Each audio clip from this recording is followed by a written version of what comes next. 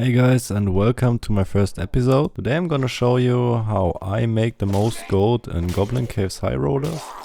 It's maybe not how you make the most gold, because that would be killing players in top high gear lobbies, but it's probably the most consistent way to make your 1 to 2k gold a run. The strategy includes killing the troll, mining copper ore, and killing the player that are located around your objectives.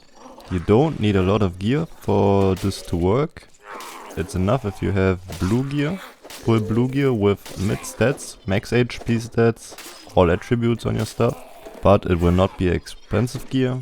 You probably don't need to spend more than 1 to 2k on your whole gear set. So enjoy the video, watch what I'm doing, and thanks for watching guys. Have a good one. So the first thing we try to do is kill the troll. Obviously not everyone is comfortable with doing the troll. I will post a guide of a YouTuber named Mojito Beans, who I learned it from. If you watch this video, I'm pretty sure you're gonna have it done in like 5 or 6 tries. And the troll is probably the best way to farm gold in Solo Goblin Caves, because you can get troll spelt, you can get artifacts, you can get a named weapon, uniques. You can get gold coin chest, which is all around 4 skull keys, 50k gold. So it's by far the best thing to farm gold, of course. The loot horde is absolutely insane. There's also another way to farm consistent gold in Goblin Caves, and that's what I'm trying to show you in this video. But of course the troll and the loot pile will always be number 1 on this list. On this loot pile, unlucky, I didn't get anything good, nothing too special, just a lot of sellables. If you're at this point, just try to min-max your sellables, get everything you can, and then we hop to the next thing. If we're done with sellables, we try to go for copper ore. We go straight to the mining spot and we try to get as many copper ore. I think the maximum you can get is 4 copper ore spots. Each of them can drop 7 copper ore, so 28 should be the maximum you can get.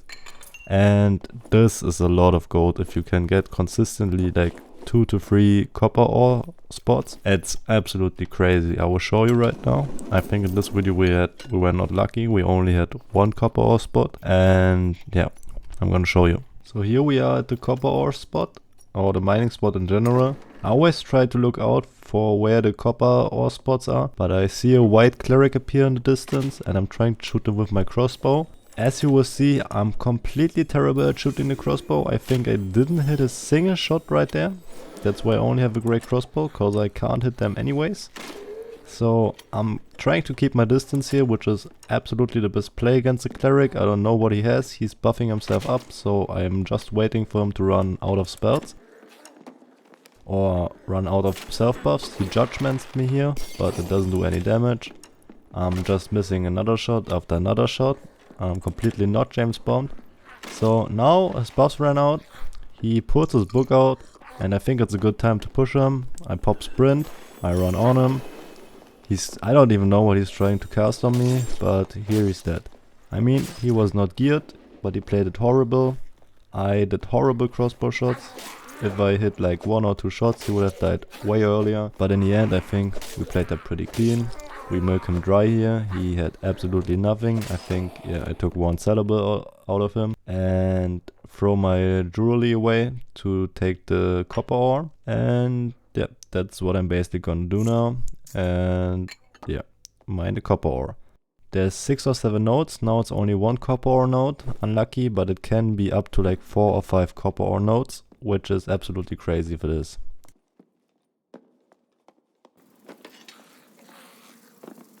So here we have basically the plan of the whole game. We do troll, we loot the pile, if anyone comes, we kill him. Then we try to get every copper ore in this room that is possible, even if it's outside of zone, that's totally fine. And as soon as we get at all the copper ore, we just take the secret extract, because it's right in this room.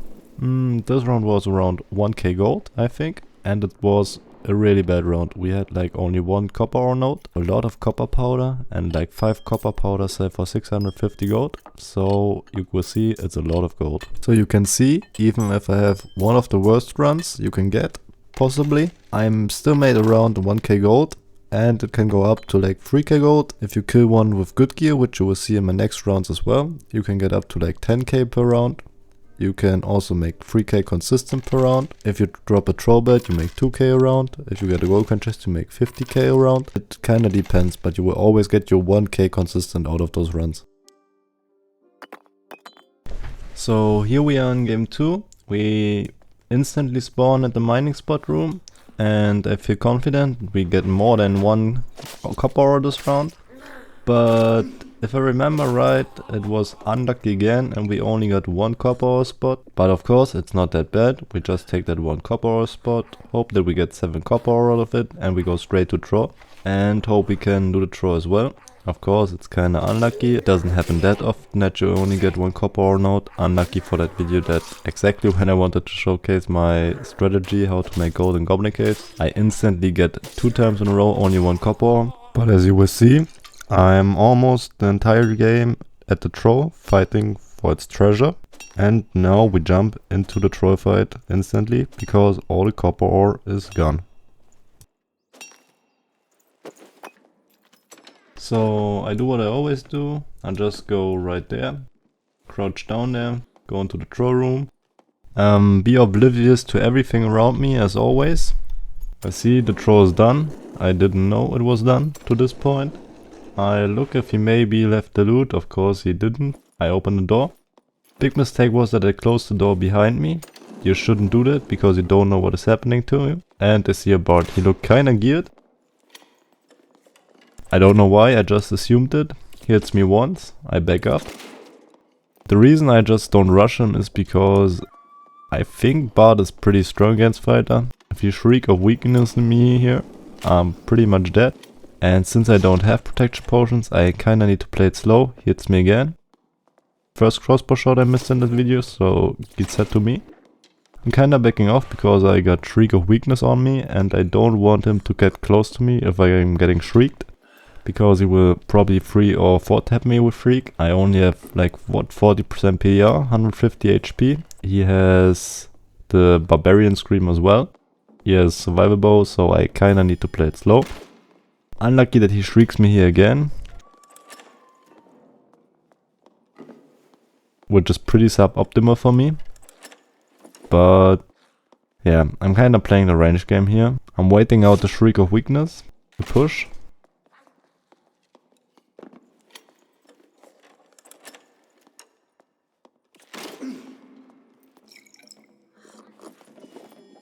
Now I hear that he pulls out his instruments and I go for sprint. I rush him. I get a nice hit off. I bait his scream out. I'm kiting back until the scream is gone. Here I pop second wind way too early. Does it smart, he moves away from me and waits for my second wind as well. It's gone, it did nothing for me. Unlucky for him that I hit him 3 times for free, almost. I know he's probably 2 or 3 hit right now. He screams, which is bad for me. But luckily here he falls. I think we both played it pretty good. In the end I misplayed a little bit because I had an advantage and I nearly gave it away with the second wind play. He played it pretty bad because he could have probably just turned me after the shriek, but he got 2 hits for free on him, which lost him the fight in the end. But it was GG, brothers. And he had some gear. I reset of course after that, always reset before you go loot. And he had like almost a full gear set for me. Probably around 3,000-4,000 gold with the Darkplate armor on the ground. Pretty good additional fist damage rings. Pretty good Darkplate. This whole gear was probably better than what I was wearing. I loot the rest of the stuff. I'm full anyways. I'm like okay at about. That's good for me. I made my profit and you should as well. If you have good gear, if you have sellables, just about and enjoy. Here is the rogue pop. I heard steps in front of it. I didn't know what it was. And I see a rogue pop out of Winverse and just like that, I don't know what he was doing. I just 2-tap him. Did basically nothing for me and I dip out.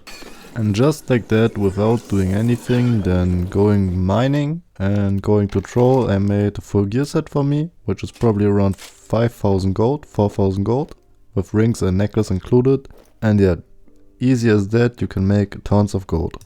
Game 3 was completely different to the other 2 games, and you will see why. I couldn't follow my strategy. I had a really good fighter in my lobby. He had more armor rating than me, he had better equipment than me, he had more damage, he had more HP, and I could basically never beat him in a fair 1v1 fight. Of course, I'm still trying to do it, and I still will fight him this round. And yeah, I almost had zero time to do anything in my strategy, but just enjoy the game and see what is happening. Here you can see me mine my ass off. Of course, another lonely day of a hard-working dwarf in the caves, mining all day long, until I hear sounds coming from the door right next to me. And of course, who pops out? A fighter. Yeah, as I said, it will be pretty rough to fight him in a 1v1, but I was thinking to myself, okay, maybe I'm just better than him. Maybe I can get better hits off than he can. And the big advantage I have, my gear is way faster than his gear, so he will never catch up to me if I just run away from him. If I pop sprint at the same time he does, he can't catch me. I opened this door to have like a safe extract for myself. But he actually follows me in that room and I'm like, okay, that's my chance. Here's 1000 mobs. That's a good chance. He doesn't have his weapon out. Here I can fight them. I have a really good block on him and a headshot. Unlucky, he hits me here. He hits me again and I'm like, okay, that fight is lost. He kinda cooked me. He did the same amount of hits. Then he got stuck on mobs and I didn't hit him because of it. Here he kinda cooked me again and I'm like, okay, bro, I'm out here. Chases me. As I hear him put his weapon away, I'm giving him 2 hits. He misses because I dodge. I give him again 2 hits and I'm like, okay, I win this. Of course, I hit him 3 more times and he doesn't die. And I'm on the edge of dying. He chases me and I thought that was the end of my days. But he had tons of mobs on him still. And as I go through the door, I hear how he goes back. I hear the bat goes away from me, like in the distance. And I think to myself, okay, I can maybe reset faster than him. And then I can push him while he is resetting. As the fight already showed, I can never win a fair fight against him. I think I kinda cooked him hard on the stairs, but he has to do 3 hits. I have to do 6 hits and I still can't kill him. I see him there sitting down, but he already got his whole reset, which is unlucky. Yeah, and in the second fight here, he completely cooks me. I'm completely misplaying, I don't know what I'm doing. At this point, I'm just running from him. I know I'm faster, so that is good, he can't catch up to me, but the reset play was completely miserable. I think in the end I played this fight terribly. The first fight was okay, the second fight was pretty bad. I see a cleric on the left door, so I go kinda to him and the hope he maybe third parties me, like killing the fighter. And that is what actually happens. I don't know why the fighter starts to fight the cleric, but he actually does. I pop the protection potion. If that's not my time, then it never is. And I see that the cleric killed the fighter, which I did probably pretty low. So the cleric goes out because he's afraid of me for some reason. And I quick loot the fighter I fought with. GG man, we had a good fight until the cleric came in. But you take what you can take. Because I take the reset here. So I reset here and I actually get the reset out. I think the cleric reset as well. But I hear him come from the left side. He opens the door, I stand up and I'm pretty afraid of Bonk Cleric. He goes for self buff here, which gives me a free headshot. He tries to cast Judgment, but I run out of it. I trade blow for blow, I block his third blow. I use my range advantage and actually kill him here, which I was pretty proud of because Bonk Cleric is a hard counter for me. He had really good gear as well and I think I hard cooked him here. I used my range perfectly on him. I blocked one of his shots with a buckler. I used the Judgment, which I ran out of, so I think in the end it was pretty fair that I got the fighter gear. I cooked the cleric out. Also the cleric didn't play it good, to be fair, but I think I did pretty well here. And in the end you can see I get all the gear from both parties, mainly the fighter gear. Cleric had some good shit for me as well, like this cape, 2 true magical rings. I think all around I'm at 8 to 10k with this gear set. It's not like any part of my strategy with the copper ore and troll was really nice fights, and I could put this in the end of the video. I'm showing you the gear as well that they got. Really nice rings, really nice necks.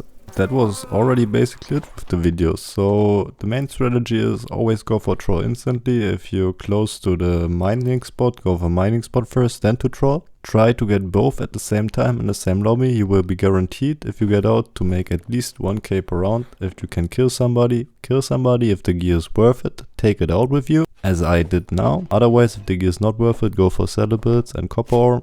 10 copper ore is 650 gold if you make it to copper powder. That's the part of the strategy. I hope you guys enjoyed the video. If you do, leave a like and subscribe for more videos in the future. Informational, Zero to Heroes and stuff. I had a nice time. Enjoy and have a damn good day.